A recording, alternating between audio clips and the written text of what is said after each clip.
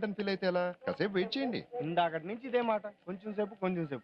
చిన్న monthly statement ఇవ్వడానికి ఏదో పెద్ద రాజ్యాంగం రాస్తున్నట్టు pose. Sir please control sir. ఏంటో కంట్రోల్ చేసుకునేది? పని చేయడం చేత కాదు కానీ కౌరులు చెప్తావు, పైగా దేశానికి ఏదో సేవ చేస్తున్నట్టు పెద్ద పోజు. ఎక్కడైనా statement.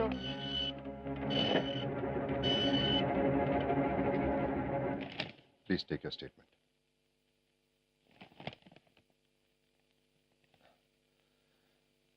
Sorry. It's okay SIT. Next. I'm sorry. నేను అలా బిహేవ్ చేసి ఉండకూడదు. I'm extremely sorry. It's all right, don't be sorry. అనవసరంగా కొంచెం ఎమోషనల్ అయ్యాను. చూడండి, ఆవేశం అనేది చాలా విలువైంది. దాన్ని మనం రైట్ టైంలో వాడితే చాలా ఉపయోగం.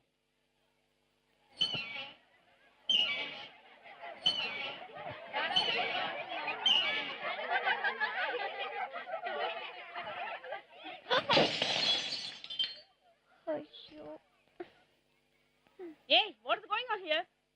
What's this bloody pickle and oil? ఉండవమ్మా, కష్టపడి తెచ్చుకున్న ఆవకాజాడి కాస్త నేల పాలైతాను. You uncultured country brute!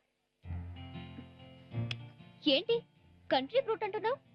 Country people లేకపోతే మన కంట్రీ ఎక్కడుంది? Popped hair, lipstick, sleeveless, high heels వేసుకుని అదే కల్చర్ అనుకోవడం heights of nonsense.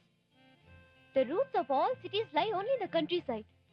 The food your city people eat and the clothes you wear come from villages only. Don't you know that? Unless you have regard for the villages, you have not understood the real values of life. Culture, Atta, culture. Culture is something where you have to respect other persons and their feelings. If you ignore these facts, you will be the most uncultured brute on earth. Try to behave yourself. చదువు ఉంటేనే సరికాదు, సంస్కారం ఉండాలి. సరే, వాళ్ళ చదువు సంగతి అలా ఉంచు.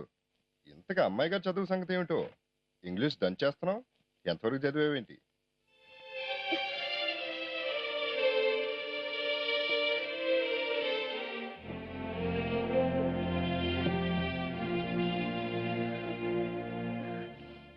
హే, ఏంటిది? ఎంతవరకు చదివావంటే ఏడుపు వస్తుంది ఏంటి?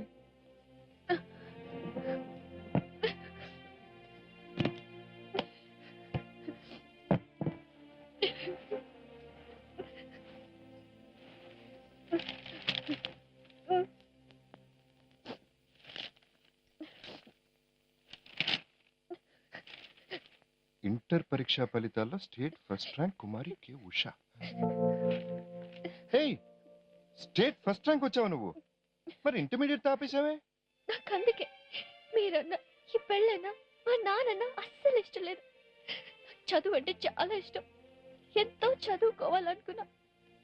నా ప్లాన్స్ అన్ని పాడు చేశారు మీరంతా. మా నాన్నకేమో నన్ను ఒక అయ్య చేతిలో పెట్టేస్తే చాలు, తన బాధ్యత తీరిపోతుంది. మీకేమో నచ్చిన అమ్మాయి పెళ్ళమైపోతే చాలు. టీవీ వాళ్ళు, పత్రికల వాళ్ళు ఇంటికి వచ్చి ఇంటర్వ్యూలు కూడా తీసుకున్నారు. ఇప్పుడు అవన్నీ అబద్ధాలు అయిపోయాయి. వాళ్ళతో ఇదవుతాను అదవుతానని ఎన్నో గొప్పలు చెప్పాను. ఏమయ్యాను? చివరికి మీ పెళ్ళనయ్యాను. నీకు చదువు అంటే అంత ఇష్టమా? మీకంటే మా నాన్నకంటే కూడా ఇష్టం. మరైతే ఇప్పుడు చదువుకో. వేళ కొలలని చేయక్కర్లేదు. హే, నేను నిజంగానే చెప్తున్నాను. పెళ్లికి ముందు నీకు ఏమేమి ఆలోచనలు ఉన్నాయో వాటిని మార్చుకోని అవసరం లేదు. నీకు చదువుకోవాలంటే చదువుకో, ఆ తర్వాత ఉద్యోగం కూడా చేస్తానంటే చెయ్యి.